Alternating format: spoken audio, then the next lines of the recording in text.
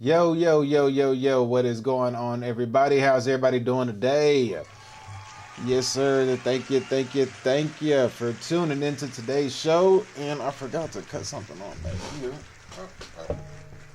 There we go. Okay, all right. How's everybody doing today? Thank y'all for tuning into today's show. We got a good show lined up for you today.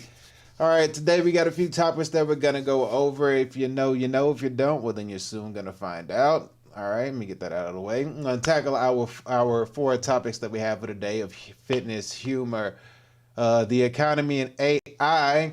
But of course, today, as always, hopefully you woke up today this morning, went and trained, got your workout in, got you a decent breakfast. Make sure you're watching what you eat. Don't eat too much nonsense because you know you don't want to get like all fat and out of shape and all that nonsense. You don't want that to happen to you.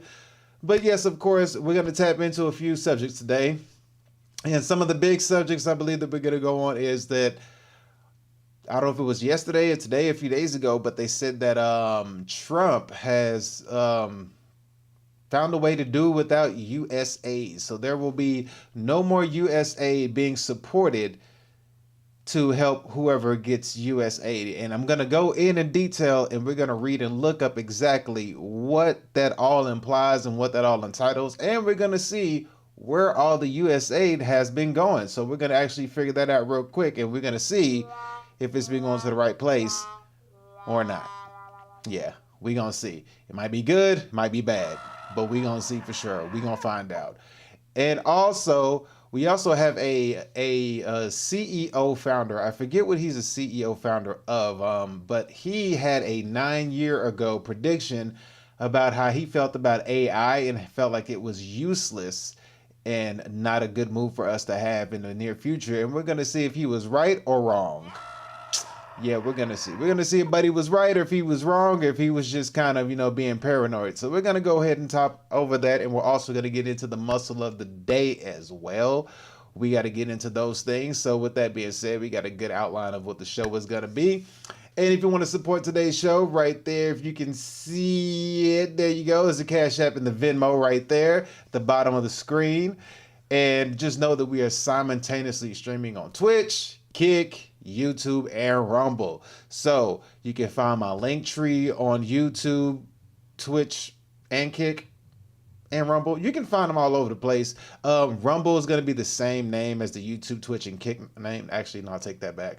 Rumble is going to be the same name as my YouTube name. My Twitch and Kick name is slightly different just because of, I don't know why. But if you find my link tree, or not if, but when you find my link tree in the YouTube, it'll have all of the links that you need to find whichever platform that you want to watch this on. We're simultaneously streaming, so we're going to be good to go on all of them. So whichever one you choose and pick, you're going to be good on. Bit rate's good, so you're not going to have too much lagging. And as you can see, that new camera is cameraing. I know it is. Hold on. Let me get y'all a real good one right here. Hold on. Check this out. See, look. So I'm going to show you how good this camera works, by the way. Let's get this real quick. You ready? Watch this. Bam. Look at that. We ain't got no snowflakes. You ain't got no dandruff. You ain't got none of that. Look at that. You can still see the lines. Wait. Pull it back. This is after days of working out, sweating, getting punched on and beat up and all sorts of stuff. And we still looking fresh. Good look. You know what? I deserve a round of applause for that shit. If you don't want to clap for me, I clap for my damn self. Good job to me. Yes. Good job for me. Yes. Appreciate the lurk.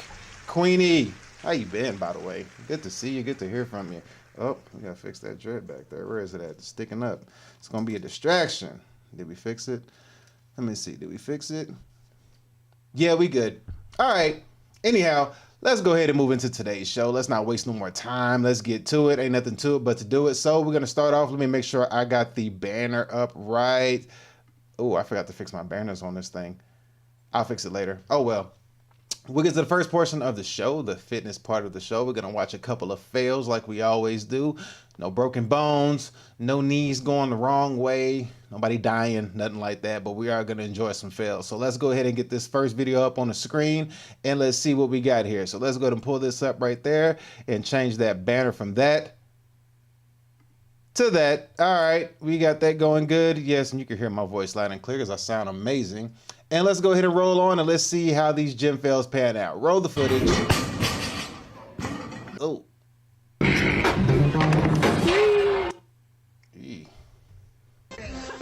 What the hell? Oh my God, no. Oh my God.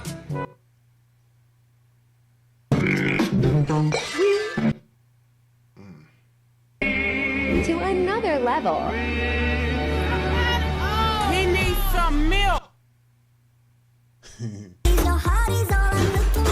Bruh. Come on, son. Damn!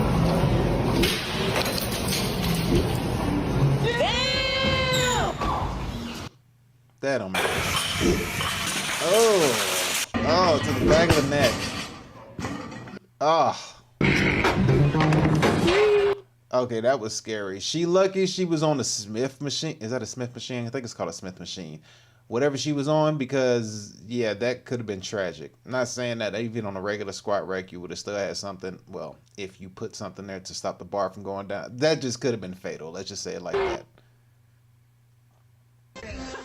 What the hell? I don't understand how this happens. I don't get how your hair got, like, I get if you would have been doing I think I know what she was doing. It's this workout that girls do on these machines where, and I think it's how she got her hair in a ponytail too. But it's this workout machine.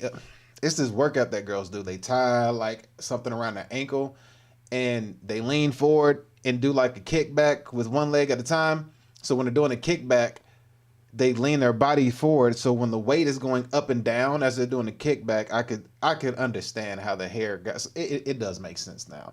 I see how she got there, but you know, she had her hair in the wrong kind of ponytail. It should have been straight back, but I think she put it up here on top, and well, you live and you learn.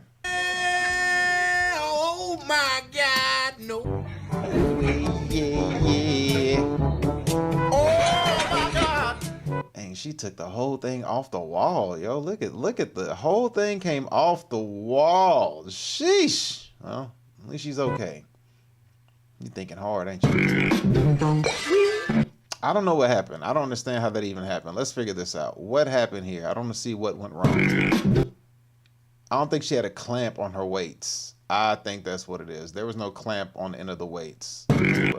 Yeah, I don't think on the end of the weights there was a clamp, and when she stepped back, they probably wiggled out to the side. I've had that happen to me a few times. It's actually pretty scary, but I mean, yeah, I think that's what happened. She didn't clamp her weight. Clearly, she didn't clamp her weights because as soon as they went over to one side, the weights fell off on the other end. So yeah, clamp would have solved this. That's what happened. Yeah, and she let your weight didn't bust her in her head. To another level.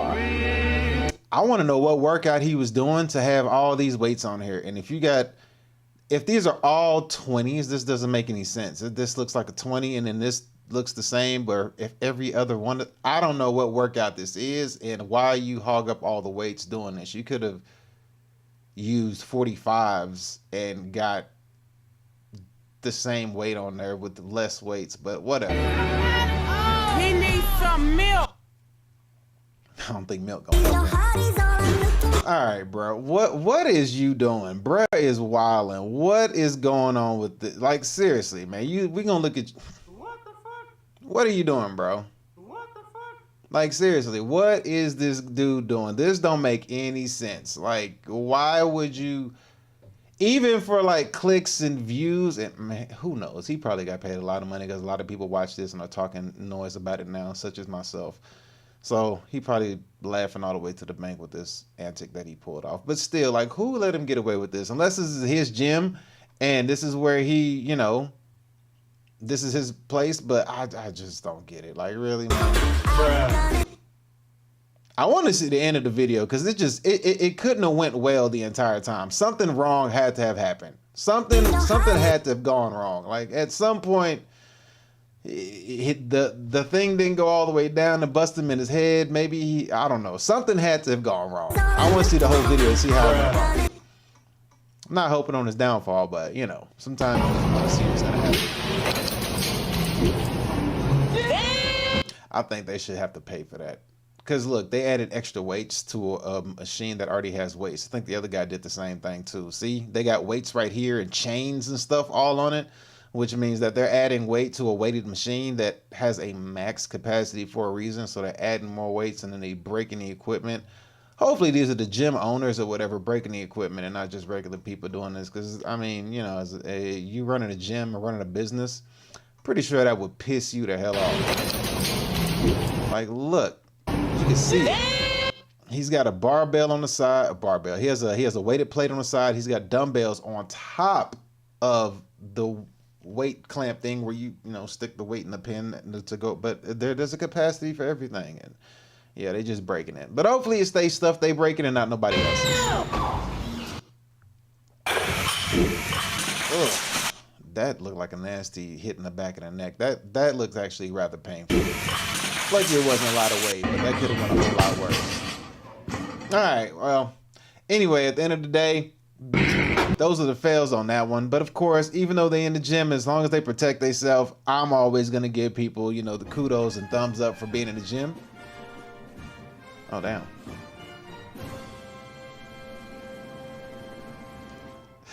I played the victory music faster than I wanted to. I was still talking. But kudos to the people for being in the gym. I still give them a thumbs up for doing their thing. Does the thumbs up still work? Thumbs up, do you still work?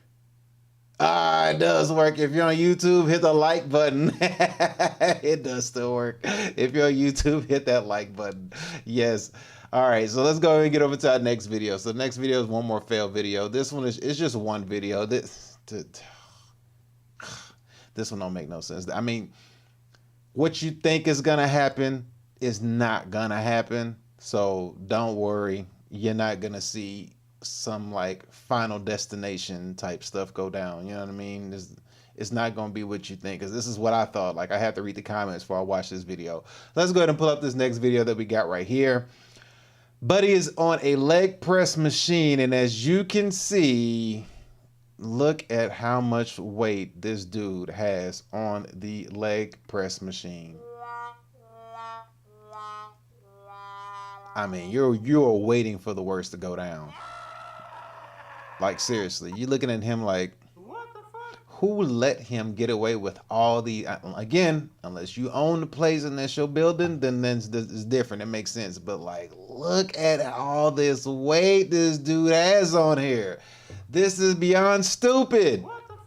Like, come on. This could go so bad. Foul.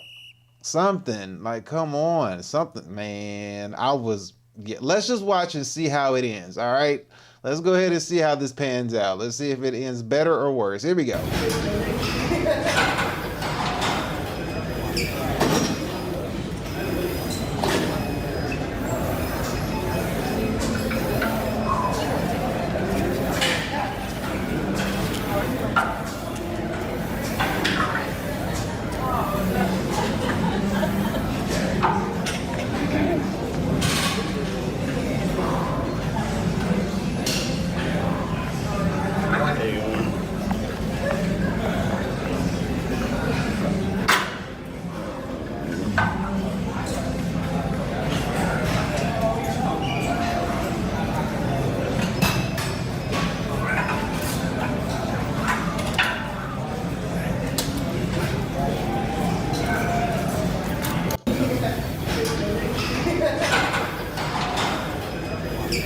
All right, as we can all see, the video just replayed itself right there. But as we just saw, Buddy got seriously lucky. All it took was just one simple mistake. And honestly, even though he barely nudged it a little bit, if a plate would have failed, just one plate, all it takes is one of these plates to fall and land on anywhere on his body. 45 pounds of these rubber, I guess he'll be lucky it's rubber weights and not iron weights.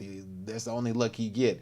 But one of these just fall off and, teeter-totter and just land probably right here on his thigh, his nuts, and it's over. It's a wrap. It's finna be a Final Destination moment. No ifs, ands, or buts about it. Bro, we would have seen a real live Final Destination moment. Except he wasn't going to cheat death. He was probably going to either meet a serious injury or we're going to see somebody get folded in a nasty way. But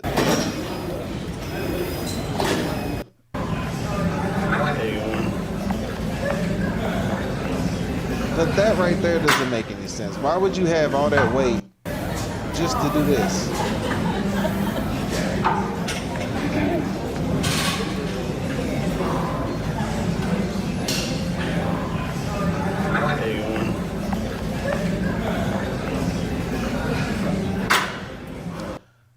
I don't get it. I'm lost. I don't know.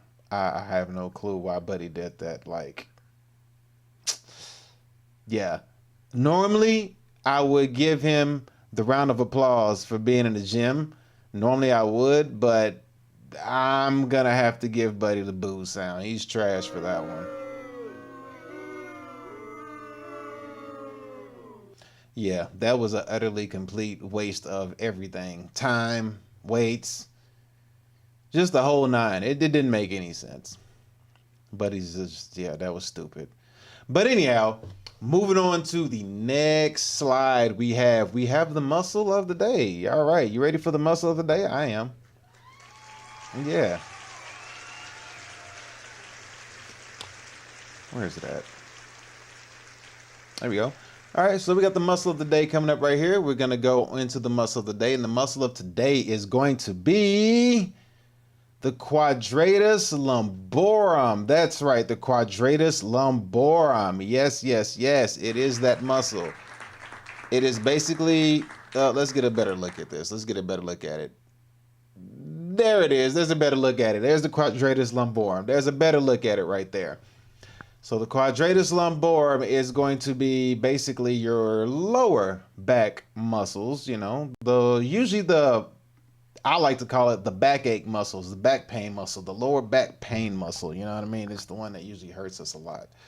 A lot of people may have a weak low back, and we get a lot of pain in that area from tightness or not working it, not knowing how to fire it off, not know how to activate it or whatnot. But today, we're going to learn the name, functions, insertions, point of origin, and all that. So let me go ahead and get a reading for you right now. We're going to watch the skeletal do its thing. All right, so here we go. So we have the quadratus lumborum, QL for short, is a deep muscle in the lower back that plays a crucial role in core stability, posture, and movement. It runs from the iliac crest hip bone to the lower ribs and the lumbar vertebrae. Functions of the quadratus lumborum is lateral flexion of the spine, so bending sideways, extension of the spine, helping maintain an upright posture, like for front squats really is a good actual example of that. Stabilization of the pelvis and spine, especially during or standing on one leg. So actually this is great balance for like Muay Thai.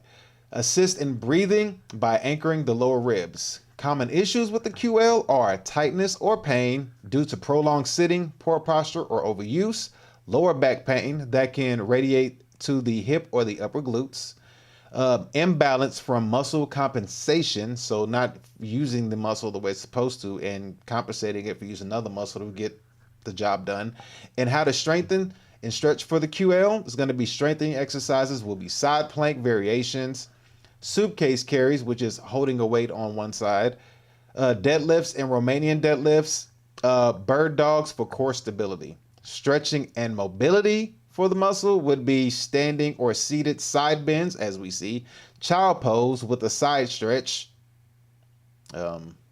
Child pose with the side stretch. I can't give you an example, but Google it.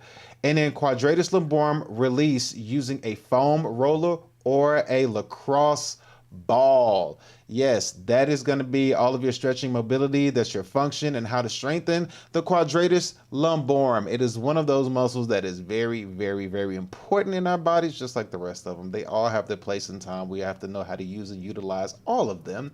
But that today is the muscle of today. So the more you know, the more you grow, and hopefully you just learn something new from yours truly. Thank you.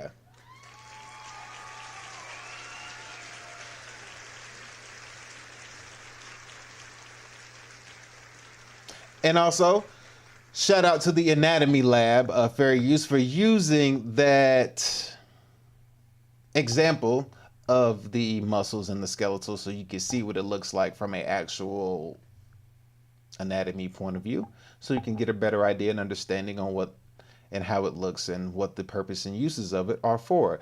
I did go over the insertion and port of origin, did I, or did I not? Let me see, did I? Insertion, point of origin? No, I just went over the functions. Oh man. Well, let's get that put in real quick. Let me see. What is the insertion and point of origin? I did miss out on that one. All right, so the origin is going to be the posterior iliac crest, which is the back portion of the hip bone. The insertion will be the 12th rib or the last rib, the transverse process of L1 and L4, first to the 4th lumbar vertebrae. So let me go ahead and pull that up so we can get a better look on that. My fault. I thought I had that up there. So this will be a good way to look at it right there. Bam. All right, let's pull that back up for you so you can see. All right, so again, I'll state it one more time so we can have a better look at it. So the insertion is the 12th rib, so the last rib. So as we can see, it's the last rib right here.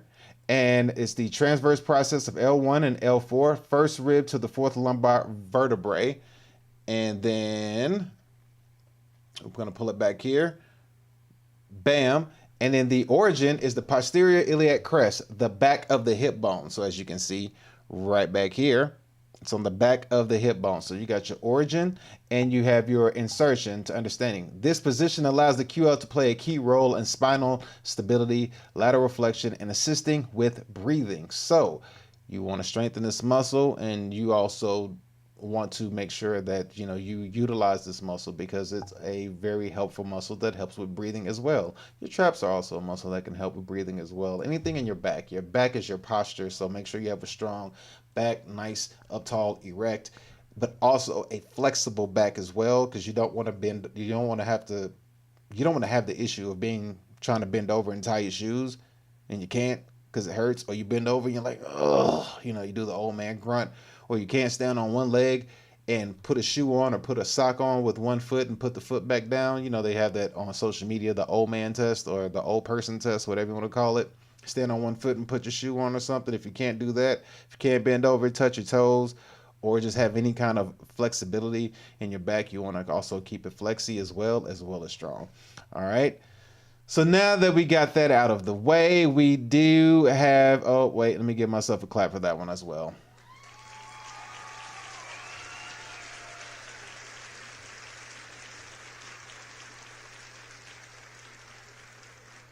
All right.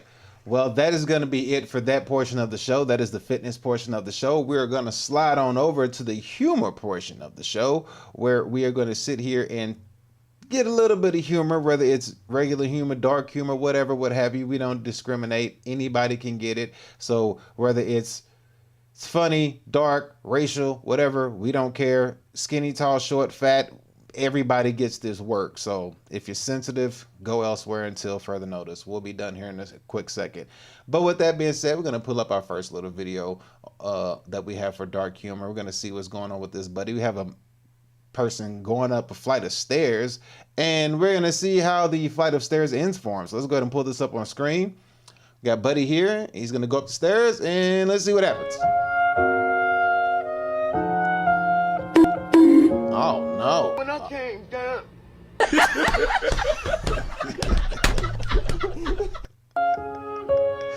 They wrong for that. All right, that's kind of messed up. That looked like part of the wall. So I think, honestly, I would have did the same thing. I would have been hella pissed falling down them concrete steps. I think that hurt just as much as him hitting his head on a concrete wall. One thing to hit your head on a concrete wall, it's another thing to tumble down some concrete steps. Oh. Okay, well, why they oh man, Buddy got the patch missing out of his head.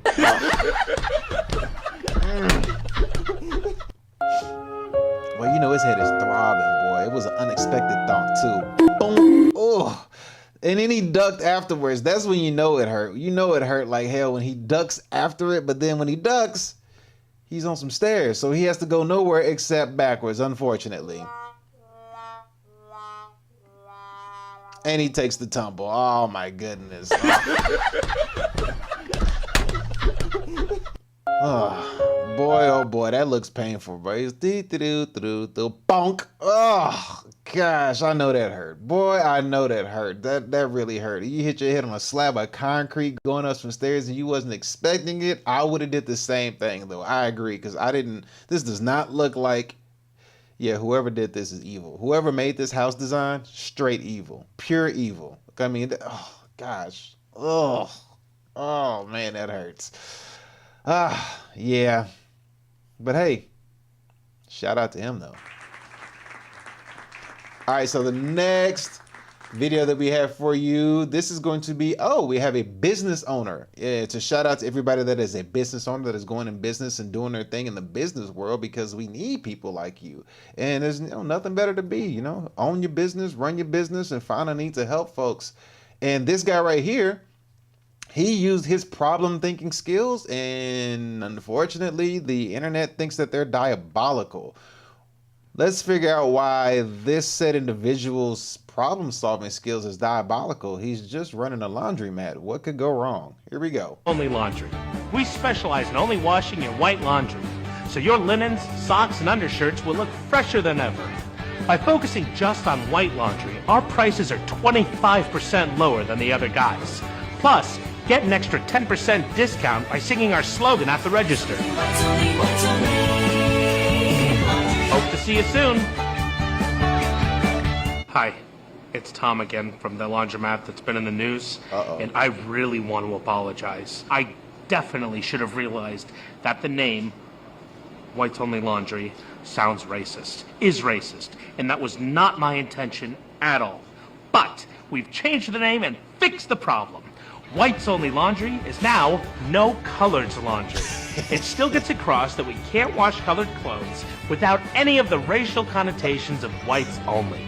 Plus, to make up for our terrible mistake, come on in before Friday and you'll get yourself a free t-shirt. Just don't wash it here because it has all these colors on it. Hi, it's Tom again. I'm so sorry. I feel terrible. Obviously, changing the name only made things worse, and neither one of those are appropriate names for a laundromat or any business or anything. But I'm gonna make things right. We got you. First, for the African American community, I've installed a special side entrance so that you'll know you're definitely welcome in my laundromat.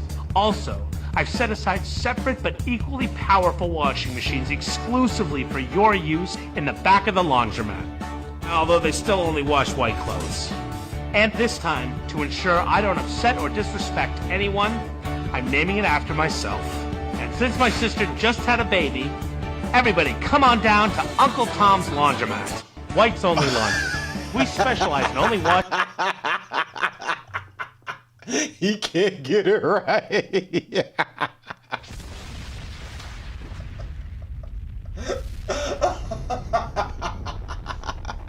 He can't get it right. He cannot get this right. I don't think a laundromat was supposed to be his. I mean, he had good intentions, but good Lord, his naming couldn't have got any worse. First he went whites only, then he went no colors. So he said, screw it, I'll just use my name, Uncle Tom's Laundry. He put the black people, he said, we gave you a special side door with the washers in the back. But they only wash white linens. Oh my gosh. Oh, buddy, you just couldn't get it right. Man, now that's the definition. His name should be can't get right for sure. He could not get that right for the life of him, but he tried. He made the news and everything. Each time he came in with enthusiasm. I got it. And whites only. Then the second one, he was like, oh boy, I made the news. And they didn't like that my naming was wrong. I didn't think it was racial at all. So we have a better name. The better name is going to be Coloreds Only. We have a special door for you guys on the side.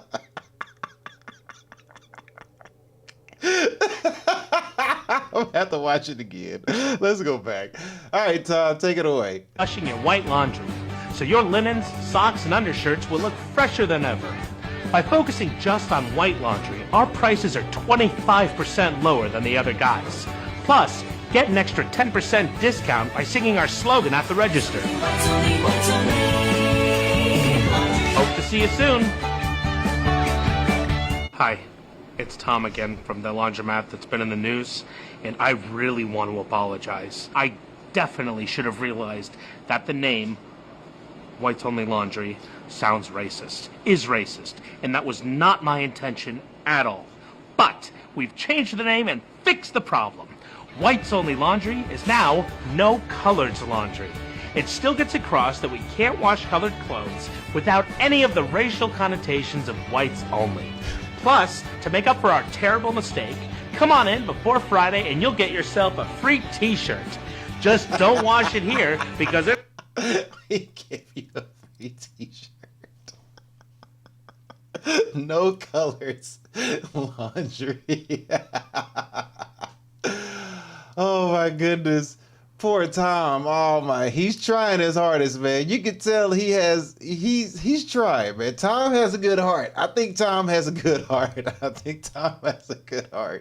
He just can't get this laundry shit right. It has all these colors on it. No colors laundry. Oh my goodness. All right, Tom. Now that we got the no colors laundry, how is business booming for you? Let's check him out. Hi.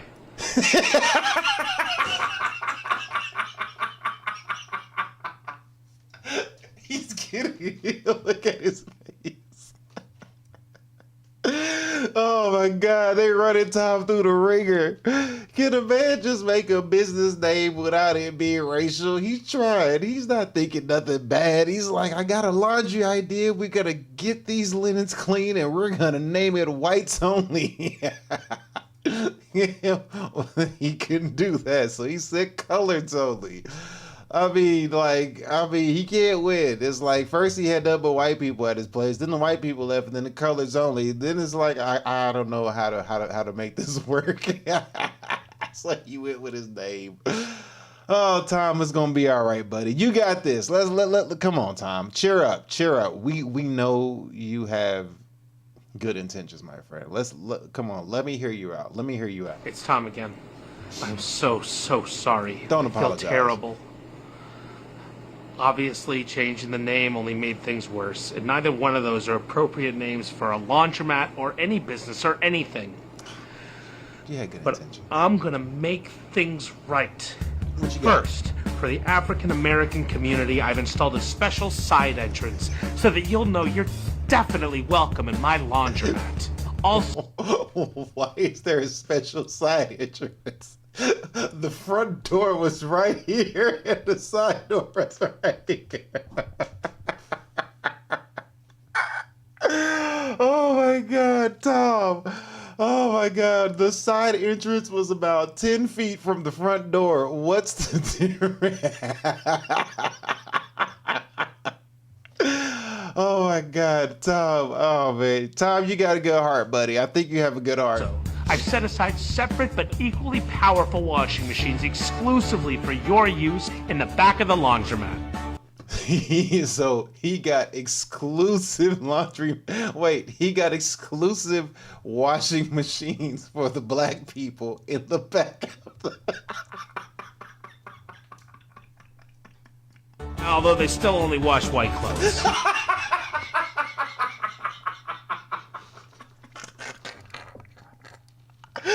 Oh my God. Oh, Tom. Oh, my Lord. Tom. Oh my God. Just start a new business already. Golly. And this time, to ensure I don't upset or disrespect anyone, I'm naming it after myself. And since my sister just had a baby, everybody come on down to Uncle Tom's Laundromat. Whites Only Laundry. Oh my God. Tom. Man. I would just have to go to your laundromat just because you did 3 renditions of the same laundromat, all because of the name. I'd be like, you know what, Tom? I would actually go to Tom's laundromat to give him a hard time to get a discount just for the hell of it. You're like, you know what? and I'm not gonna be the one to complain about the names. I'm just gonna be like, well, I see you keep making the news for, bumping your head with the name. I guess I'll just take advantage of a good old discount since you can't seem to get the name right. Oh my God. Hey, Tom's a business owner. So you know what? Because Tom's a business owner, we got to give that man a round of applause. All right, man. Shout out to Tom. Tom, I'm with you, buddy. I'm with you. All you trying to do is just start a business, make some money. I'm here with you, Tom. I'm with you. I would use your laundromat at least one time just to see what it feels like to walk in the side door and use the special laundry machines that are made for black people that are in the back that only washes white linen.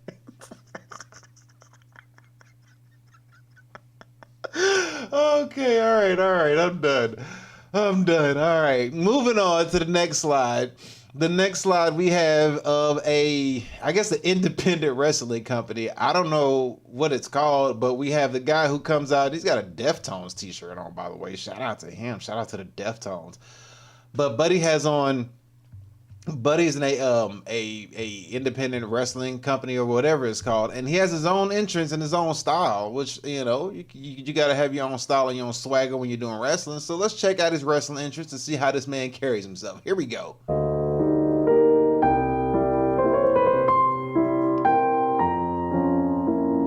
Oh no.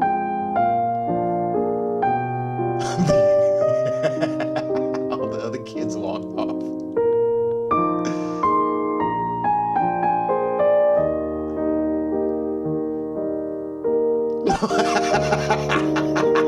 The baby didn't deserve the finger. Why you give the baby the finger? Look at this kid. All right, check him out. High five. Look at the other kids. Look at the other kids. They was like, nah, we're good. This guy's a dick. Who the hell is this? Hey, I see you. Hey, give me a second, okay? He said, give me a second. I spotted the ops. Oh my God. The boy said, hold on, give me a second. I see the ops over there. Let me go give him a piece of my mind. Look at the ops.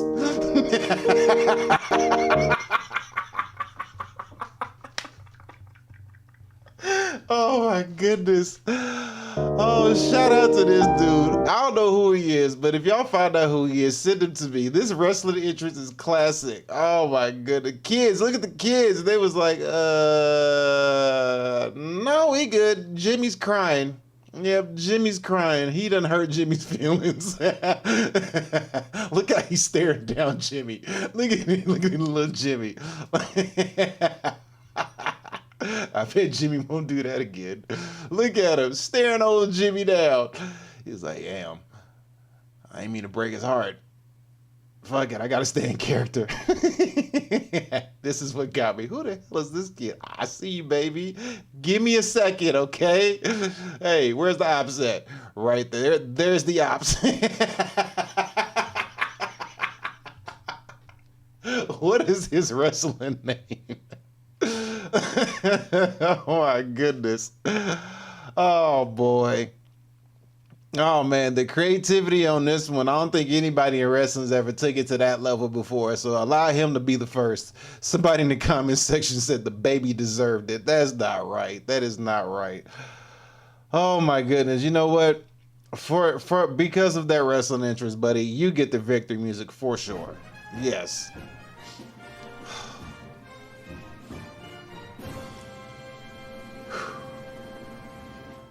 Yeah, the creativity on that one, he just gained a fan. I'm definitely going to be a fan. Let me see. Can I find out who he is? Who is he? Oh, there he is. I found him. Oh, he actually was right there. Prolock. Let me pull him up for you. Let's check out Prolock real quick. Look at Prolock. I guess he stands by his name. Let's see what he's got going on. Uh-oh. Uh-oh, breaking little kids' hearts again. Oh, man, you kids ain't safe.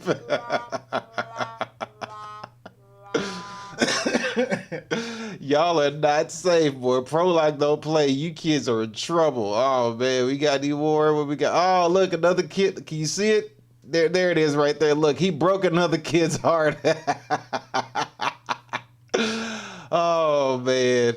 All right, kids, if you watch it, there goes another baby. There's the one we just seen. Oh, man. There we go. Uh-oh, he's picked up somebody's kid. Oh, no, this is not good. Prologue. All right, I see. These kids don't stand a chance dealing with you, my guy. Oh, man. All right, that's Prologue, y'all. If y'all want to know, that's Prologue. He don't play with the kids. He comes out to wrestle. He come to handle his business and put your kids in check, which means that you might need to go take your kids to go see Prologue in case they acting up. If some of y'all can't put palms on your kids, go see Prologue. He'll make sure he hurts their feelings. 100% legal. All right. How many more we got? We got one more. One last one. All right, so one more for the humor portion of the show. We got the dark humor guys who are going to spit some dark humor jokes at us, and let's see if they're good or not. You know, sometimes these people just kind of like go overboard and try to get a reaction. Sometimes they're good, sometimes they suck. We're going to see if they're good or if they suck, so sorry if they suck. But here we go. Let's pull these guys up on the screen. It's the whole water in your mouth. One person tells a joke to you. You spit it out or not. Let's see. Here we go. Say black paint anymore. You have to say, Daniel, do you mind painting that fence for me, please? What's the difference between my washing and my best friend? My washing never hung itself. Your friend's How many feminists does it take to screw in a light bulb? 2. One to screw in the light bulb and the other to suck my dick. F***ing bitch. I brought my niece a trampoline for her birthday. The ungrateful bitch was crying in a wheelchair. You know you can't say... That was wrong. That was wrong. Okay, the last one was good. The other 3 went so high, but that last one was good. He brought his niece a trampoline and she's in a wheelchair. That was wrong. That was so wrong. Say black paint anymore. You have to say, Daniel, do you mind painting that fence for me, please? What's the difference between my washing and my best friend? This is cold-blooded. My washing never hung itself. Your friend's How many feminists does it take to screw in a light bulb? 2. One to screw in the light bulb and the other to suck my dick. That was weak. F***ing bitch. I brought my niece a trampoline for her birthday. The ungrateful bitch was crying in a wheelchair. That was cold-blooded. That was cold-blooded. He didn't have to say that. But it is dark humor, but that was a cold-blooded. Oh my goodness. Yeah, that was cold-blooded. That was brutal. That was brutal. You know you can't say... Even I had to call it like, dang, that's wrong. That is wrong. Oh my goodness. All right, that's it for the human portion of the show. So we're going to switch over and move on over to the next portion of the show, which is going to be the economy. All right. I got to fix this thing. It's supposed to be showing right here at the bottom. Like right below my chin. You should see the banner. There you go. That's the word I'm looking for. You should be able to see the banner that we're on right below my chinny chin, but you don't see it. Something's not right. Something's not right. What did I do wrong? Is it there? No. How about now? There? No. See, I still didn't do it. Oh, man, something's up. I got to fix it. It's okay. We'll fix it later. Anyway, moving on to the next portion of the show. This is the economy portion of the show where we talk about what's going on in the world, the U.S., politics, all of this, all the stuff that's happening. We're going to cover over just different parts of what's happening in the world, which is always an interesting thing to talk about. So we're going to start off the first portion of the show. Someone's going to speak to us about socialism versus capitalism. We're going to have a lady who's going to speak on it, allegedly, and then we're going to see if she is right or if she is wrong. So let's go ahead and pull her up on the screen right here. As you see right here. Oh, let's get dark humor out of there because that's not what this is all about. Bam. The economy. All right. So she's going to speak to us about socialism versus capitalism, and we're going to see exactly what she's talking about and if she is right or if she is wrong. All right, lady, take it away. When I think about what those definitions are, capitalism isn't, to me, it's an ideology of capital. The most important thing is the concentration of capital, and it means that we seek and prioritize profit and the accumulation of money above all else, and we seek it at any human and environmental cost. That is what that means. No, wrong, so wrong. It's exactly backwards. And I'll prove it to you. Been on Amazon lately? Each of the thousands of products Amazon offers represents the work of people who believe they have something you want or need. If they're right, they prosper. If they're wrong, they don't. That's how the free market works. It encourages people to improve their lives by satisfying the needs of others. No one starts a business making a thing or providing a service for themselves. They start a business to make things or provide services for others. When we talk about ideas, for example, like democratic socialism, it means putting democracy and society first instead of capital first. In a socialist economy, the government has the ultimate power. Yes. It decides what you get from a limited supply it decides should exist. Instead of millions of people making millions of decisions about what they want, a few people, government elites, decide what people should have and how much they should pay for it. Not surprisingly, they always get it wrong. Have you ever noticed that late-stage socialist failures always run out of essential items like toilet paper? Because at the end of the day, as workers and as people of society, we're the ones creating wealth, not a corporate CEO. It's not a CEO that's actually creating $4 billion a year. It is the millions of workers in this country that's creating billions of dollars of economic productivity a year. I speak from personal experience. When I was the CEO of the company that owns Carl's Jr. and Hardee's restaurant chains, we spent millions of dollars every year trying to determine what customers wanted. If our customers didn't like something, we changed it, and fast. Because if we didn't, our competitors would, pun intended, eat us for lunch. The consumer, that's you, has the ultimate power. In effect, you vote with every dollar you spend. And that's why the emphasis in democratic socialism is on democracy. Capitalism leads to economic democracy. Socialism leads to the economic dictatorship of the elite. Yeah. Always and everywhere. So beware what you ask for. You just might get it. I'm Andy Puzder, the author of The Capitalist Comeback for Prager University. All right, Anthony. Didn't know you were the Carl's Jr. guy. All right. More you know, right? Well, I see what he did there. And if you ever want to get a good idea of what capitalism would look like, let me pull this up right here.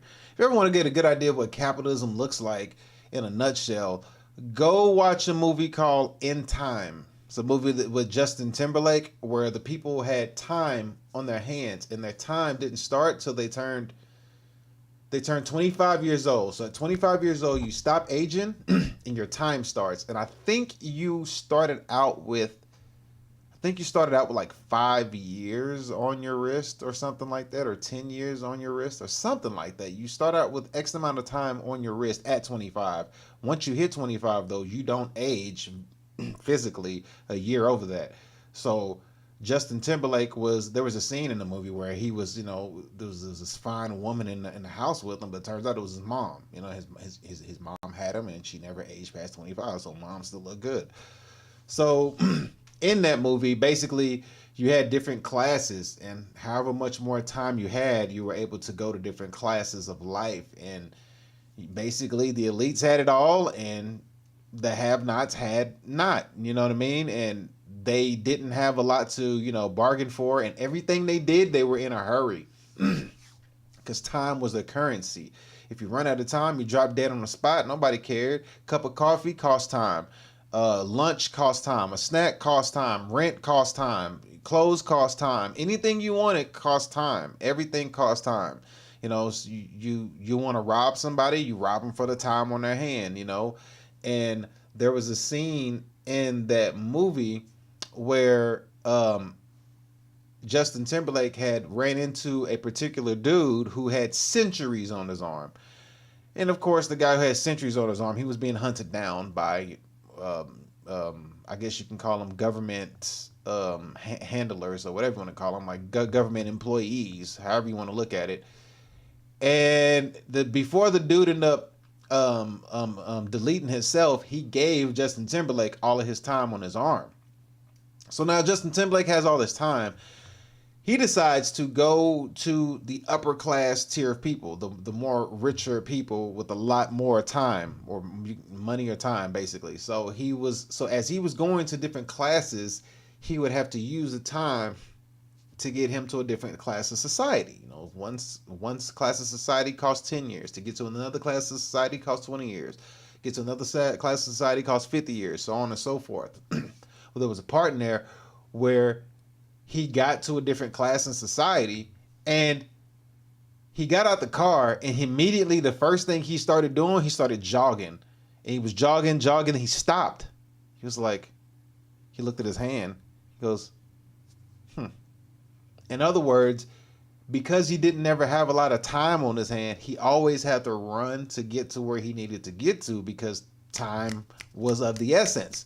But then when he had all that time on his hand, he could walk. He could take a stroll. He wasn't in survival mode anymore. He could actually think, use his brain, figure out what he needed to do. So with just that being said, I'm using that as an example. It's a good movie, but it's a good way to see what capitalism looks like in a nutshell, because it was a good way to look at what socialism. Sorry, I said capitalism. This movie is based on socialism. It's a good example to see what socialism looks like in a nutshell. I said, yeah. Socialism basically is just showing you how the government would have ran everything and the people would have nothing. So go watch in time if you want to get a good understanding of what socialism looks like. Yeah, socialism, not capitalism, socialism. And yeah, so that's that. And then the next slide that we have here is going to be, oh man, Jesus, speaking of socialism and capitalism, check this out, man. Jesus, I hope this is not true. We have a Chinese company introduced unhappy leaves. Said, if you're unhappy, please don't come back to work. That is brutal. Good Lord, really? You ain't happy, don't come back. Could you imagine going to work, getting stressed out, getting overwhelmed, and you are they introduce unhappy leave. So it's like, if you're unhappy, then don't come back. I mean, that's brutal. So I guess if you leave, you should be happy.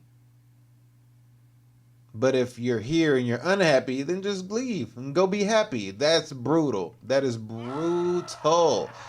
So hopefully this isn't true, but I'm going to read this. Chinese retail tycoon Yu Donglai, I hope I said that right, has introduced a groundbreaking unhappy leave policy, allowing employees to take up to 10 extra days off if they're feeling unhappy. His company already offers 7-hour work days, Jesus, weekends off, up to 40 days of annual leave, and 5 extra days off during the Lunar New Year. To further support workers, a job-level certification system allows even janitors to earn up to 500,000 yuan, which is 70,000 USD, annually. This bold move prioritizes mental health and sets a new workplace standard. Okay, so then you get to take off 10 extra days if you're feeling unhappy. So you get 10 extra days off. I had it wrong. So it's actually helping people to just take off random 10 days. All right. Did it say if it was paid or unpaid? Allow them to take off 10 extra days if they're feeling unhappy. It already offers 7-hour work days and weekends off. Okay. You get 40 days of annual leave and 5 extra days off during the Lunar New Year. Okay, so then you added extra 10 days off if you're feeling unhappy to help with mental illness. Okay. So I had it wrong. So therefore, it's actually a good thing, I guess. Allegedly, supposedly. But hey, I mean, dang, that's actually, I don't know. Yeah. I don't know. I don't know if that's good or bad. Because, I mean, how bad is it where you have to add extra 10 days because people feel unhappy? Like, they must really hate the hell out of their job. And you realize it. You're like, let me get these fools like 10 extra days unhappy leave. Like, you're unhappy. But then I'm pretty sure, I wonder if it's paid or unpaid. I would assume it's unpaid. Like, why would you pay somebody to be away for work for 10 days or however many days because you're unhappy? Like, I don't know. Maybe he should clarify that. I guess it doesn't matter. But yeah. So yeah, that's that.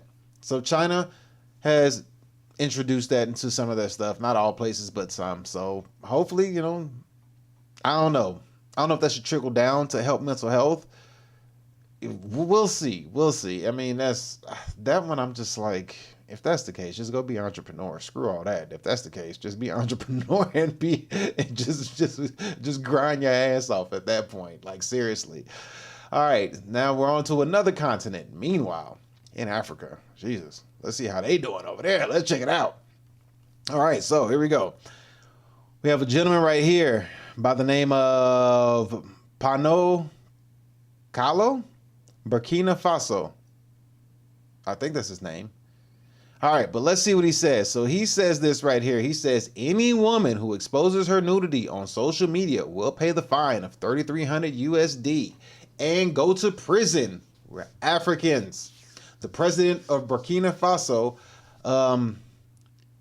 Ibrahim, I don't want to torture his name, has enacted a law imposing a fine of 2 million CFA francs, 3,300 USD, and imprisonment on any woman who exposes her nudity on social media.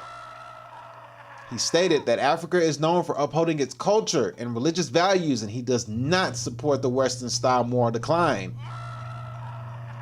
He further emphasized that all filmmakers should adhere to the ethical standards, and I can't see the rest. That's all we got. But yeah, so Buddy there is not playing around. He said, we ain't doing the Jezebel spirit over here. We ain't doing no whoredom over here. He said, nah, you can if you want to. Just, pay the fine. Spend a little time in jail. You can do it. Just pay the fine, go to jail. Yeah. So yeah, I mean, I can't knock him on that one. I'm going to have to give Buddy a round of applause for that one. I mean, hey.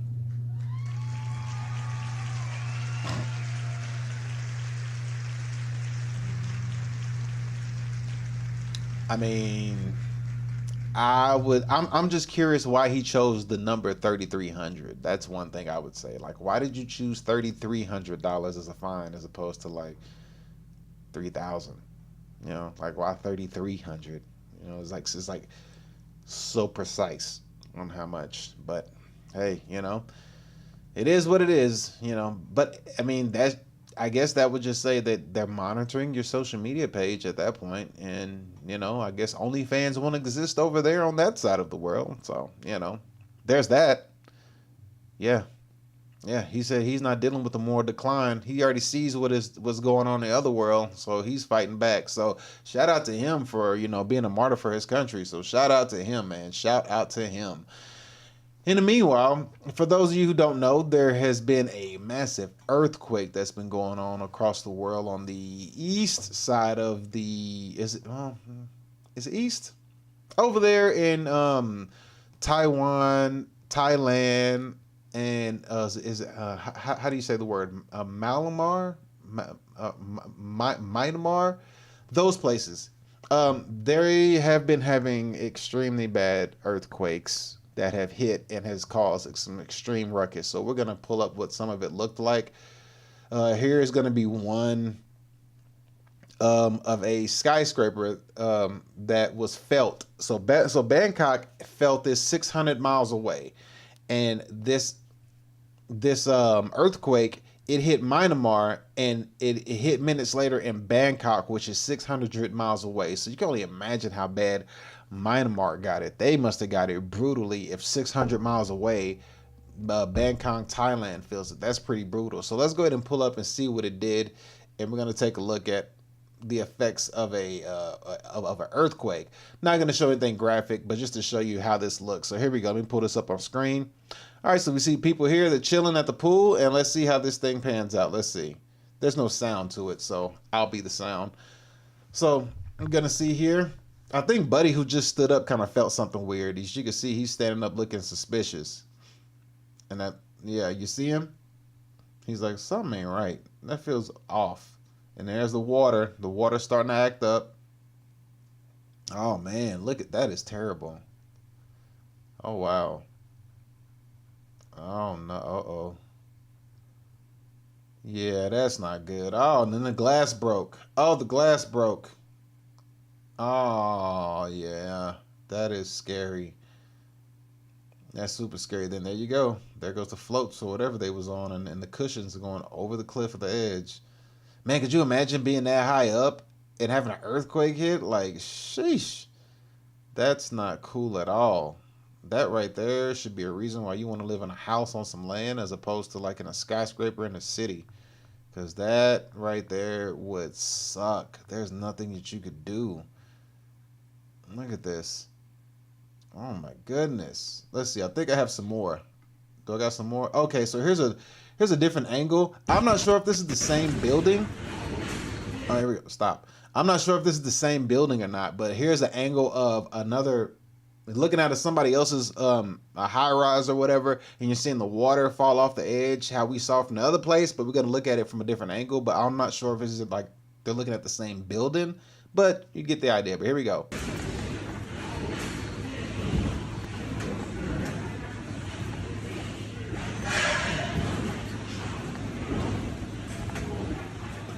Golly, that's crazy.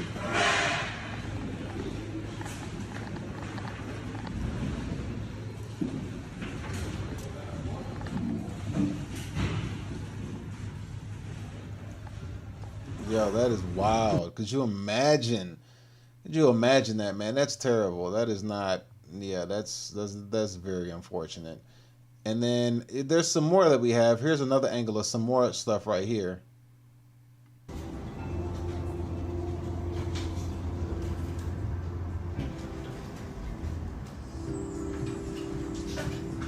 What's up with this music? Who decided to put this music on here? Oh man, see? That right there would be terrible to see. That's not cool. And then here we have inside somebody's home.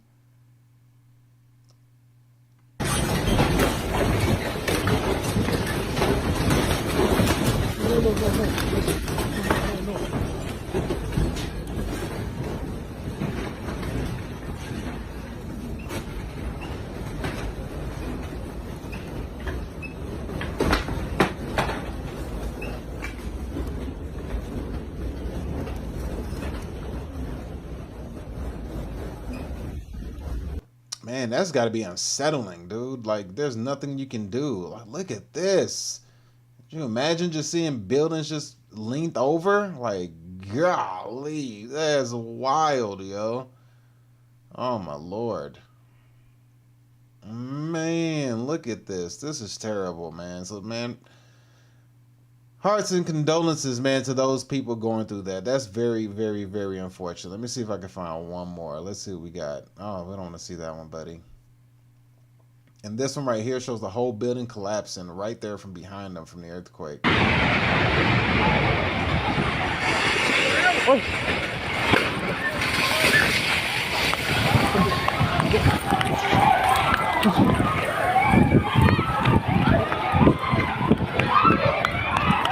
Oh man, yeah, that's terrible, man. That is sad. That is very unfortunate, man. Condolences go out to those people, man, and hearts go out to everybody who lost their lives and their families and everything too, man. It's very unfortunate. It was, yeah, can only imagine. I mean, because they said it was a huge, massive earthquake. I think it was a 6.4. Did they say? Let me see if I can find it real quick. It says right here, in Mandalay International Airport was heavily affected by a 7.7 earthquake. And yeah, it declares a state of emergency in 6 regions after the powerful earthquake. So 7.7 earthquake was felt in the Mandalay Airport, which is in Myanmar. And then with the other video that I showed you, it was felt, what was it, 600 miles away in Thailand at a 6.4 aftershock. So 7.7 hit over here, 600 miles away, and 6.4 aftershock, 600 miles away. Like that's massive. I don't know anything about earthquakes, and I have to look that up to see what's the magnitude of that, but that's brutal. Super brutal. All right, so moving on to the next thing that we have. Let's see. Oh, okay. So we have this right here. I'm not sure how true this is, but we're going to go look into it just to see, because you never know what could be on the horizon for the future. Because, you know, the strong flu 19 worked out so well the first time, I wouldn't see why you wouldn't do it twice. But we have breaking news. Let's check this out. It says, breaking, 12 states have bills to make ivermectin available without a prescription, aside from Arkansas and Tennessee, which have already made it available. That's not good. Oh man, that's not good at all. So I've never heard of ivermectin. Don't know what it is. So once I saw this, I was like, well, I guess it wouldn't be too hard to figure out what it is. And it's not. So here, boom. We got the FDA.gov website right here. I pull up ivermectin and strong flu 19. We have right here, and this is what we're going to see. So here's what you need to know. So what do you need to know is that the FDA has not authorized or approved ivermectin for use in preventing or treating strong flu 19 in humans or animals. The FDA has determined that currently available clinical trial data do not demonstrate that ivermectin is effective against the strong flu 19 in humans. Animal ivermectin products are different formulations that those approved for humans. Due to the lack of testing of these formulations in humans, the safety of these products in humans is not known. Never use medication intended for animals on yourself or other people. Taking large doses of ivermectin can be dangerous. From the FDA's perspective, with few exceptions, healthcare professionals may choose to prescribe or use an approved human drug for an unapproved use when they judge that the unapproved use is medically appropriate for an individual patient. God dang. Wow. I'm going to read that one more time in case you didn't catch it. From the FDA's perspective, with few exceptions, healthcare professionals may choose to prescribe or use an approved human drug for an unapproved use when they judge that the unapproved use is medically appropriate for an individual patient. If your healthcare provider writes you an ivermectin prescription, fill it through a legitimate source such as a pharmacy. Wow. Okay. All right. Let's take this here at the top. Let's see. What should I see right here? Here, we'll read from the top. One of the U.S. Food and Drug Administration jobs is to carefully evaluate the scientific data on a drug to be sure that it is both safe and effective for a particular use. There continues to be interest in a drug called ivermectin for the prevention or treatment of the strong flu 19 in humans. The FDA has not authorized or approved ivermectin for use in preventing or treating strong flu 19 in humans or animals. For humans, ivermectin tablets are approved at specific doses to treat some parasitic worms, and there are topical on the skin formulations for head lice and skin conditions. For animals, certain pour-on injectable paste, chewable, and drench ivermectin products are approved in the U.S. to treat or prevent parasites in animals. The FDA received multiple reports of patients who have required medical attention, including hospitalization after self-medicating with ivermectin intended for animals. Okay, so there continues to be an interest in this drug for the prevention of the strong flu 19. The FDA has not authorized or approved ivermectin for use in preventing or treating strong flu 19. For humans, ivermectin tablets are approved at certain doses to treat some parasitic worms, and there are topicals as well. Let's go down. From the FDA's perspective, with few exceptions, healthcare professionals may choose to prescribe or use an approved human drug for an unapproved use when they judge that the unapproved use is medically appropriate for an individual patient. If your healthcare provider writes you an ivermectin prescription, fill it through a legitimate source. So right now, it is they have not authorized or approved it, but when they do, from the FDA's perspective, healthcare professionals may choose to prescribe or use an approved human drug for an unapproved use when they judge. Oh my goodness. Oh my God.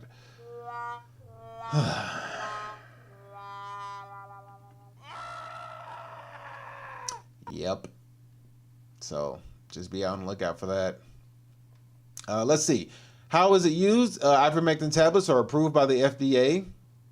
Oh, wow. So the tablets are approved by the FDA to treat people with intestinal strongyloidiasis and antral psoriasis. I'm pretty sure I butchered those two worms. The two conditions caused by parasitic worms. In addition, some topical forms of ivermectin are approved to treat external parasites like lice for the skin and other conditions. All right.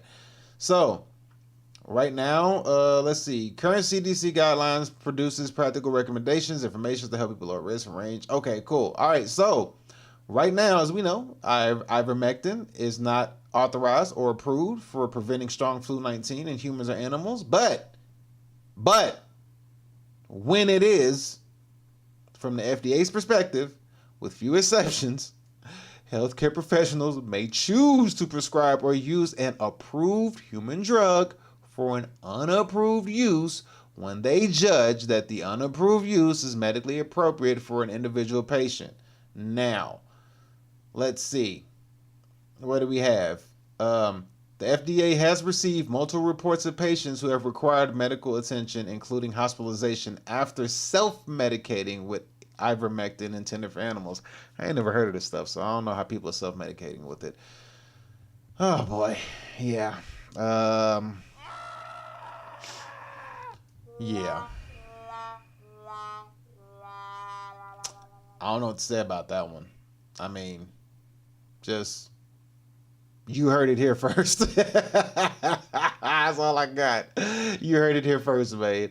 Yeah, just keep a lookout on that. We read it from the FDA's website, so you saw me read it, so you know. You know what I mean? If it changes in the future, it's right there. You know what I mean? You can always see it. It's right there. Anyhow, let's move on to the next thing. The next thing we have is the breaking news. Here we go. Pull up the breaking news. The breaking news is the U.S. Department has announced they are closing USAID and told practically all remaining staffers are fired. Yes, you heard it. Everybody is fired. Yes, that's the sound. Fired. Yes, fired. Yes. And wait, one more sound. How did he light it up? He lit it up like this. Oh, wait, I can't find it. So we're not going to do it because I'm taking too long to find it. Oh, there it is.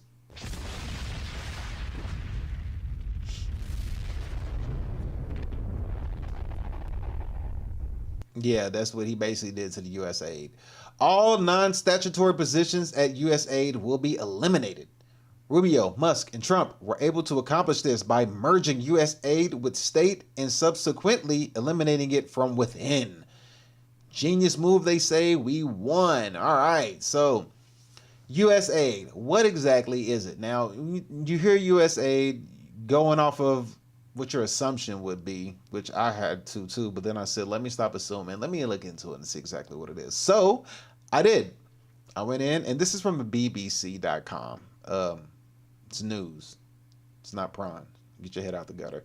So what is USAID and why is Trump poised to close it down? This is February 7th, 2025. So what is USAID and what does it do? Let's go ahead and figure it out right here. The United States Agency for International Development, that's what USAID stands for, was set up in the early 60s to administer humanitarian aid programs on behalf of the U.S. government. It employs around 10,000 people, 2/3 of whom work overseas, according to the Congressional Research Service. It has bases in more than 60 countries and works in dozens of others. However, Most of the work on the ground is carried out by other organizations that are contracted and funded by the USAID. The range of activities it undertakes is vast. So for example, not only does the USAID provide food in countries where people are starving, it also operates the world's gold standard famine detection system, which uses data analysts to try to predict where food shortages are emerging. Democrats say move to shutter aid agencies unconstitutional. And okay, well, I'm just reading that wrong thing. Much of USAID budget is spent on health programs such as offering polio vaccinations in countries where the disease still circulates and helping to stop the spread of viruses which have the potential to cause a pandemic. Interesting. The BBC charity, BBC Media Action, an international development organization that is completely separate from BBC News and funded by external grants and voluntary contributes, receives funding from USAID. USAID donates $3.2 million, making its charity second largest donor to that financial year. Of course you guys wrote on it. That makes sense. Oh, wow. All right. Well, all right. Well, that makes sense as to why the BBC wrote on it. How much does the USAID cost the U.S. government? Well, according to the data, the U.S. spent $68 billion on international aid in 2023, 2 years ago. The total spread across several departments and agencies, but USAID's budget constitutes more than half of it at around $40 billion. That's about 0.6% of the total U.S. annual government spending of the $6.75 trillion. The vast majority of USAID's money is spent in Asia, Sub-Saharan Africa, and Europe, primarily in humanitarian efforts in Ukraine. Well, there you go. The vast majority of USAID's money is spent in Asia, Sub-Saharan Africa, and Europe, primarily on humanitarian efforts in Ukraine. The U.S. is the world's biggest spender on international development, and by some margin. To put into context, the U.S. is the fourth largest aid in September, and it spent $15 billion, around a quarter of what the U.S. provided. Sheesh. Good Lord. What up, Briella? Thank you. I appreciate you. Yes, so that's what we got going on there. That's what the USAID is. All right, and then we go in a little bit deeper, and we're going to look at, well, no, not you. We're not going to look at that one. We're going to look at this. I don't know how true this is. This is somebody on a Twitter post who posted this, and it says the Department of Government Efficiency. The U.S. taxpayers were going to be spent on the following items, all which have been canceled. So I guess this is how the USAID was spending our tax dollars. I don't know how true this is. This is just a random Twitter post. I can't say random. It's by DK, whoever DK is. So this is what he says. I don't know if it's true or not. I'm just going off of this. But what I do know is that we read that, so that will hold a little bit more weight and have an idea of what this is all about. Let's see what this says. Why does Donald Trump and Elon Musk want to overhaul USAID? So Trump is a long critic of overseas spending. He said it is not a valuable use of taxpayer money. He has singled out USAID for particularly strong criticism.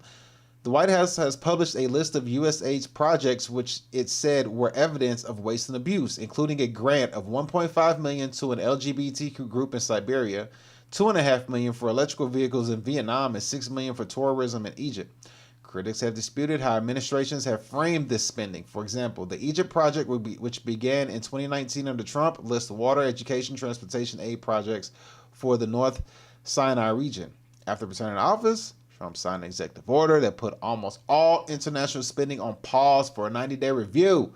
Waivers were later issued for humanitarian programs, but the announcement upended the world of international development and disrupted services. White House officials and Musk have falsely shared information regarding some of the USAID contracts. Musk, for example, shared a false video promoting a debunked claim that U.S. paid for Hollywood stars to visit Ukraine. If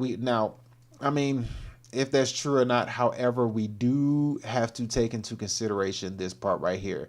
The BBC's charity, BBC Media Action, an international development organization that is completely separate from the BBC News and funded by the external grants and voluntary contributions, receive fundings from the USAID. So, BBC charity, Media Action, whatever. So you're getting money from it as well. And then, you want to slam. So it's hard to say what's what, you know what I mean? It's kind of hard to say who's who and, and what could be, what's going on. But we're going to go back to this guy right here. So DK. So this guy on Twitter says that this is where the spending of the USAID has been going to. So I don't know if he's right or wrong, but we're going to check him out.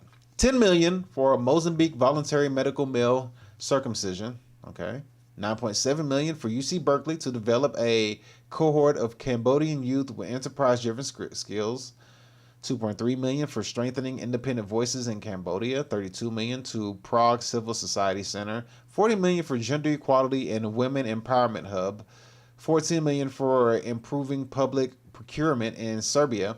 $486 million to the consortium for elections and political process strengthening, including $22 million for inclusion and participatory political process in Moldova, and $21 million for voter turnout in India. $29 million to strengthen political landscape in Bangladesh. $20 million for fiscal federalism in Nepal, and so on and so forth. You can see it right here if you're reading. So that's what they said that's going on with the USAID and how it's being spent. I don't know. I'm not sure. I mean, at the end of the day, if you want to stop all of this unnecessary stuff that's going on that you don't like, just do one of these things right here to get a global cleansing.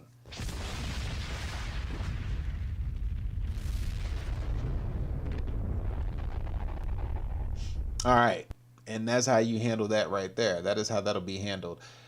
Now we have one last thing for the economic portion of the show. We're gonna hear this guy. He's gonna talk about Christopher Columbus. Let's hear this. I thought this was interesting. So he said this is what Christopher Columbus saw the native tribes as.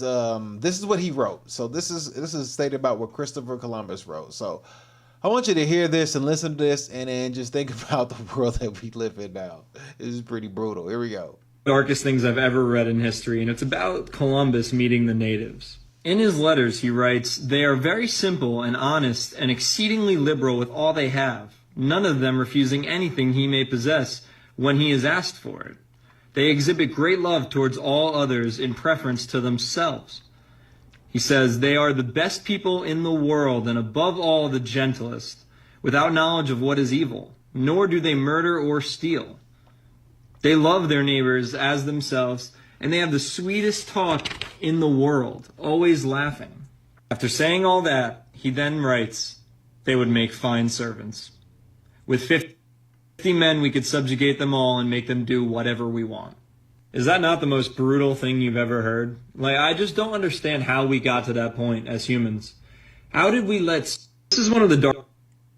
Damn. Wow. Man, had nothing good to say, but came to the conclusion they would make good servants. I think that's pretty brutal. Very brutal. I mean, he didn't have not one bad thing to say. I would like to read this myself personally. I would like to find the document and read it myself personally.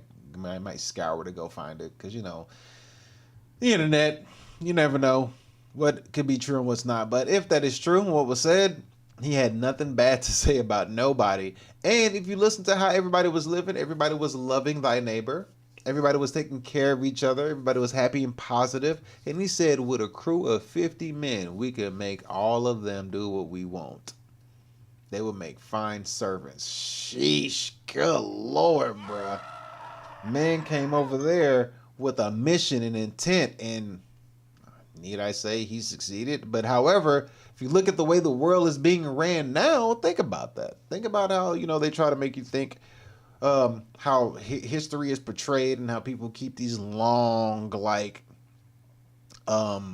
emotions of long-term history indoctrinations and stuff, and they bear it on them, and they still continue to try to do the right thing. But the whole time, if you listen to what he's speaking about, look at it from a Bible perspective. If you look at it from a Bible perspective, what he was basically speaking is like the teachings of Jesus, or the teachings of God, right?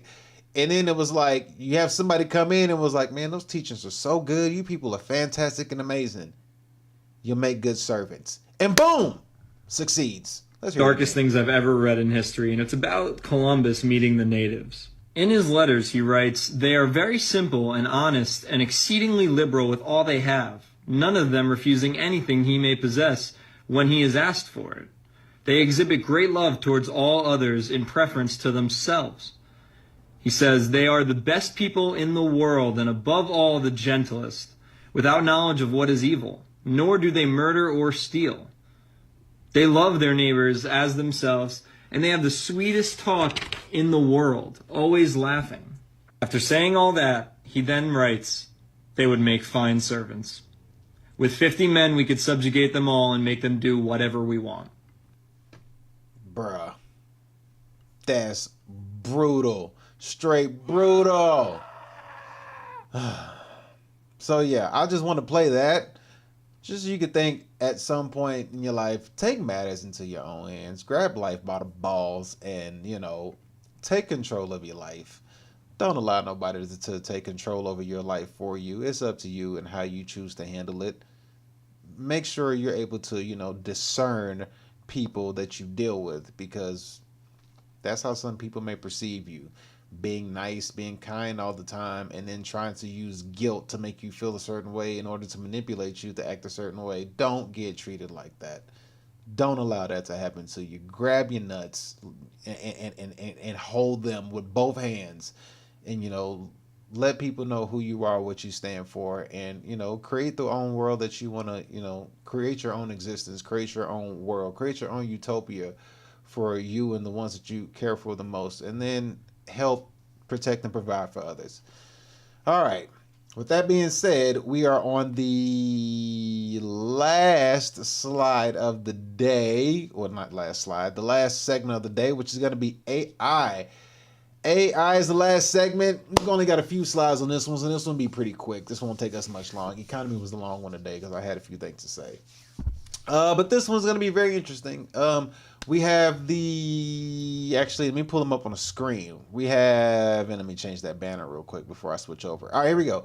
So we have for AI, I'm going to butcher this name, or I might not just say it, but we have this guy right here, which if you recognize, this is the person I had on the thumbnail. Ghibli Studios founder already hated AI 9 years ago and called it out. Says, "I am utterly disgusted. AI is an insult to life itself." I mean, it is artificial life, so he is not wrong. It is artificial life. It is fake life. It is artificial intelligence. If there's an artificial intelligence, then you tell me who is the real intelligence. Artificial means fake.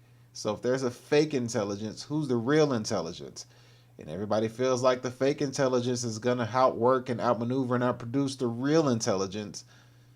And that would be a problem if you ask me. But I digress. So let's go ahead and see how the founder, let me go ahead and read his story for you real quick. So we have him right here. It says, "Everyone's obsessed with AI art now, but Ghibli, I'm going to say Ghibli, I think the G is silent.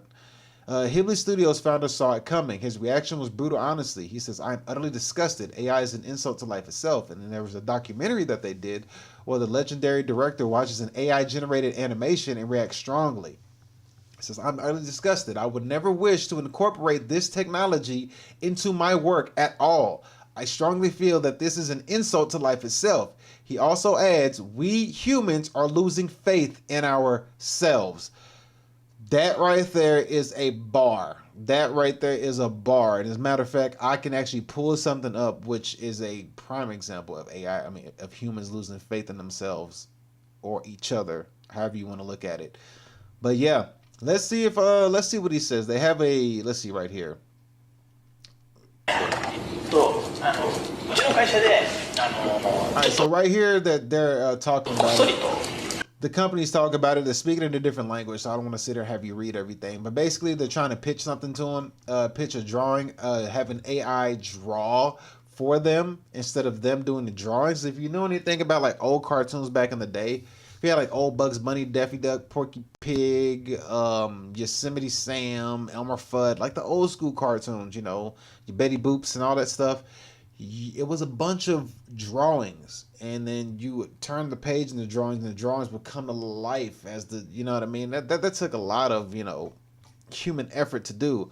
Well, they're outsourcing that art. They're outsourcing that skill for AI to do. So now it's completely taken away an essence of creativity from humans. That's what he's saying, in my opinion. He's like, you're literally taking away the art of creation from yourself and putting it within a fake life. And you're saying it's more productive, but you're taking away a complete creative side away from yourself. And when that happens, you will render yourself useless. And then it'll get to the point where you won't have any faith in yourself. You'll put more faith in this machine than you would yourself. So people look at it as a productivity boost, but in our reality, it's a creative loss on humans itself. Because when AIs can draw better or draw more arts or whatever, create movies and videos, do cooking videos and how-tos, how to cook, all these things that you're not required to, you know, I mean, cooking, you still have to cook for yourself. But as far as like anything creative, as far as like arts and drawing and skill, literature, all that stuff, that'll be outsourced and that'll be gone. The human creativity, it will be no more needed for that. And that's what he's looking at. He's like, because if you see him right here, he was just drawing something. And they're coming to him, pitching to him about a machine doing a drawing for him. But it's like, if you have a passion for something, you on your creative side, whether it's a drawing, music, singing, whatever creative that you have, and somebody says, hey, I know AI can do this, you know, it's like, well, I actually, you know, I actually like get a sense of, you know, purpose when I do these things, and to take it away from me takes away part of your identity. And imagine kids, you know, kids are never ever going to understand what it feels like to try to think of something to draw, to create. That's being taken away, as well as all the jobs that require that as well. So he wasn't having it, man. He wasn't too fond about it at all. He wasn't happy. And it says the whole studio Ghibli AI trend honestly gives me a secondhand embarrassment, knowing how hard Hayao Miyazaki has fought to retain the identity of his films, and how many of you are willing to make a farce out of decades of artistry because you don't actually value it. It's true. He is 100% right on that. Just like I said, now movies will be completely obsolete. All the work and all the script writing, the creativity, the thoughts that it took to create the movie, it's now being put into a text-to-speech prompt. You just make a prompt, one person, hey, do this, I have an idea, boom, boom, boom, put it over here, do that. And eventually, you know, that's going to go away. You know what I mean? So everything is just getting worse and worse and worse. Uh-oh. I think my little savage hears somebody. Let me see. Somebody at the front door. Did you get him? Did you get him, buddy? I don't think you got him. Did you get him? All right, cool. But yeah. So there's that. And to kind of give a better look at how strong AI is starting to become, here is some of the here is some AI actually doing some of his studios in AI form. So I'm gonna let this run for you. This is basically showing like his art being transitioned over to AI and seeing what it would look like with AI taking control over it. So here it is right here. I'm gonna pull up and just show you what it would look like.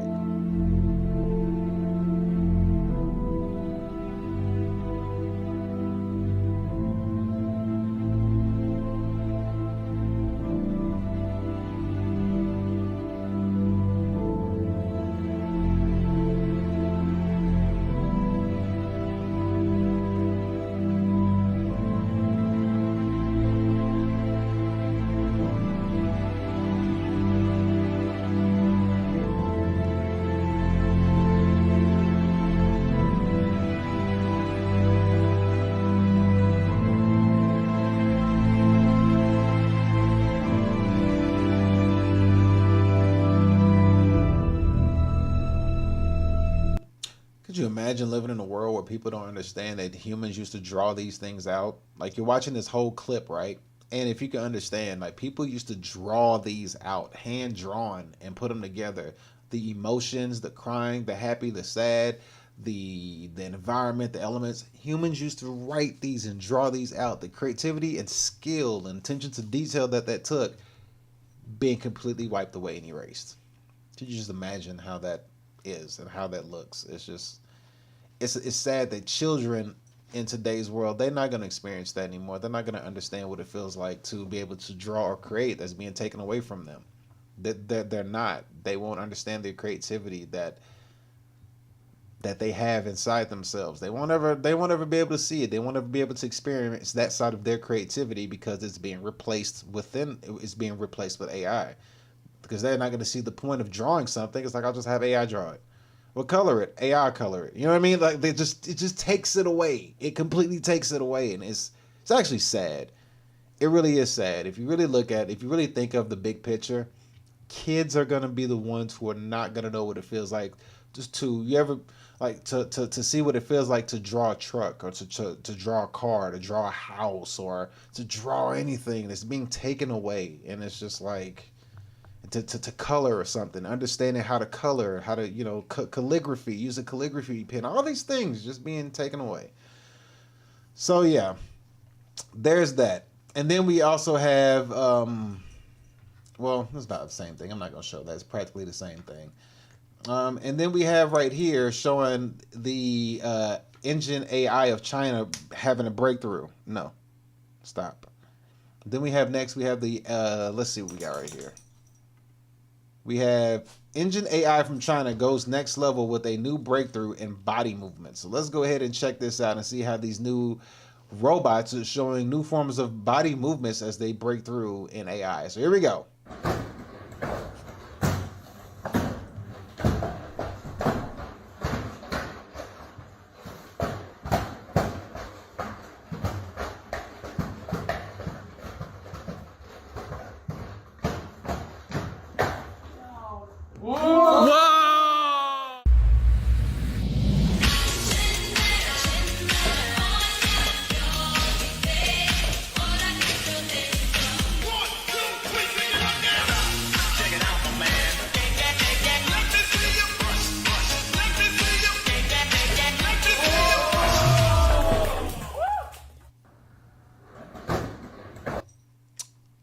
I mean, it's all cool when the robot do it, but then what if the robot decides, I'm not doing this today? Y'all go do it, and I'm gonna hold the camera, and I'm gonna record you doing it, and I'm gonna put your clothes, and this is what you gonna wear, and every time you do something cool, I'm gonna ooh when you do it. Yeah. The breakthrough is cool and all, but what happens when the robot decides to do what you're doing to it? The robot gonna be like, hey, give me that camera. You better not say no. I got hands of steel, literally. And then decides to, hey, put this on, and you're gonna put it on. Hey, do this dance. You're gonna do the dance. And when you're doing the dance, the robot's like, oh, snap, that's pretty good. That's nice. That's nice. Oh, yeah, then it takes the money that you make. Oh, man, yeah. Basically, at some point, I mean, and again, I'm not knocking AI. I'm not knocking robots. It's really interesting to see how far it goes and how it's innovative and how to use it to benefit. Just understand that where it's going, it's going to be the have and the have-nots. It's going to be, iRobot. It's going to be In Time, that movie. It's going to be Black Mirror, the one episode where they had, the guy from Get Out. I forget his name. But the Black Mirror series, the guy from Get Out, where basically they had the show where people try to get on the show to become something of themselves. It's basically like a America's Got Talent type thing, and they would have to earn enough money to be able to be a part of the show to see if they could basically get on the show. And if the judges say they win, then they get to get out of the little rat race that they were in. Like, yeah. I mean, it's going in a direction. So, what you do today determines what's going to happen in the next 5 or 10 years. So you better be doing something today. Yeah, I mean, you better be doing something today because it's getting real out there. No joke. And let's see what we got here. We got 2 more slides left. 2 more. Do we have 2 more slides left? Oh, yes. Yeah. Oh, yeah. We got 2 more slides for sure. They're really quick. And to show you another power that AI has, let's go ahead and check this out. All right. So some more power from the old almighty AI. Let's check it out and see how this goes. We got LeBron James from to say something. What you got to say, LeBron? Go ahead and talk to us. Here we go. This is trash as hell. We got to start calling him Dylan Bricks from now on because that boy brick as hell. And this guy is a bigger fake tough guy than my boy, the donkey Draymondo Green. So Dylan Bricks, thank you for all your bricks tonight. Let's get that nickname trending on Twitter. And they got that softest, charming 7-footer, Alperin, or whatever his name is. They said he's the next Jokic, but he's more like Jokic from Timu because that boy is also trash as hell. Dylan Brooks is trash as hell. We got to start calling him Dylan Bricks from now on because that boy brick as hell. And this guy is a bigger fake tough guy than my boy, the donkey Draymondo Green. So Dylan Bricks, thank you for all your bricks tonight. Let's get that nickname trending on Twitter. And they got that softest, charming 7-footer, Alperin, or whatever his name is. They said he's the next Jokic, but he's more like Jokic from Timu because that boy is also trash as hell. Dylan Brooks is trash as hell. Yeah, man, that's AI that ain't real. Oh.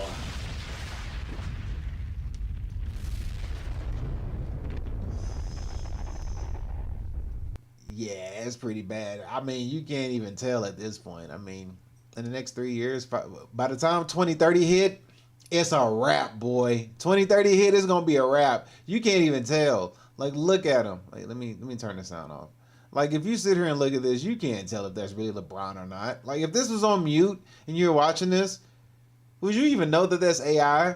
You have no clue that's AI. Hell, you probably didn't know what the sound on. But just looking at this, looking at his eyes, lip movement, hair, all that, you're trying to find an imperfection, but you can't find one. Like, it's right there. You're staring right at it. You want to find an imperfection, but it's like I can't see anything. Even like his hair got scruffles in it and stuff, and it's only gonna get better. It's only gonna get better, man. It's only going to get better with this AI treatment. Like, I don't know what to tell you. Get to it. Grind, hustle, get on your job, whatever it may be. Stay focused, stay on it, man, and use the AI to your advantage, because if you don't use your advantage, it's going to be used to your disadvantage. Please believe that much. You better believe it. It's going to be used to your disadvantage. So you better get it. You better get an advantage on it. You better get an advantage on it, because it ain't going to do you no justice at all. Yeah. But with that being said, we got one final slide, and I wanted to read this last thing to you. This right here, I don't know where this came from, but I found it really interesting, and we're gonna read it one good time, and we're gonna get up out of here. All right, after this, I read this, the show is gonna be over. So hold on and let me read this to you, and let me see if this resonates with you in today's world. Here we go. If you can't see it, I'll read it. For the terminally ill and the aged shall be compulsory. No city shall be larger than a predetermined number as described in the work of Calgary. Essential workers will be moved to other cities if the one that they are in becomes overpopulated. Other non-essential workers will be chosen at random and sent to the underpopulated cities to fill quotas. All right. At least 4 billion useless eaters shall be eliminated by the year 2050 by means of limited wars, organized epidemics of fatal rapid-acting diseases, and starvation. Energy, food, and water shall be kept at subsistence levels for the non-elite, starting with the white population of Western Europe and North America, and then spreading to other races. The population of Canada, Western Europe, and the United States will be decimated more rapidly than on other continents, until the world's population reaches a manageable level of 1 billion, of which 500 million will consist of Chinese and Japanese races, selected because they are people who have been regimented for centuries and who are accustomed to obeying authority without question. From time to time, there shall be artificially contrived food and water shortages and medical care to remind the masses that their very existence depends on the goodwill of the Committee of 300. After the destruction of housing, auto, steel, and heavy good industries, there shall be limited housing and industries of any kind allowed to remain shall be under the direction of NATO's Club of Rome, and shall all scientific and space exploration development limited to the elite under the control of the Committee of 300. Space weapons of all former nations shall be destroyed along with nuclear weapons. All essentials and non-essentials pharmaceutical products and doctors, dentists, and healthcare workers will be registered in the Central Computer Data Bank, and no medicine or medical care will be prescribed without express permission of regional controllers responsible for each city, town, and village. The U.S. population will be flooded by peoples of alien cultures, and that's all that it says on that thing there. Yes. So, with that being said, we're going to close out today's show. And hopefully that lights a fire under your ass to get something done with your life, because they got a plan. And like George Carlin said, you ain't in it. You ain't in it. All right. That's it for today's show, man. Thank y'all for tuning in so much. Thank y'all for watching. Appreciate everybody for coming in. Again, if you're on YouTube, remember to hit the like button, because we are simultaneously streaming on a bunch of different platforms: Kick, Twitch, YouTube, and Rumble. So if you're on any of those, feel free to, spread love, hit the like button, and get this message out. With that being said, man, thank y'all so much for tuning in and watching. Until next time, we are up out of here. Peace.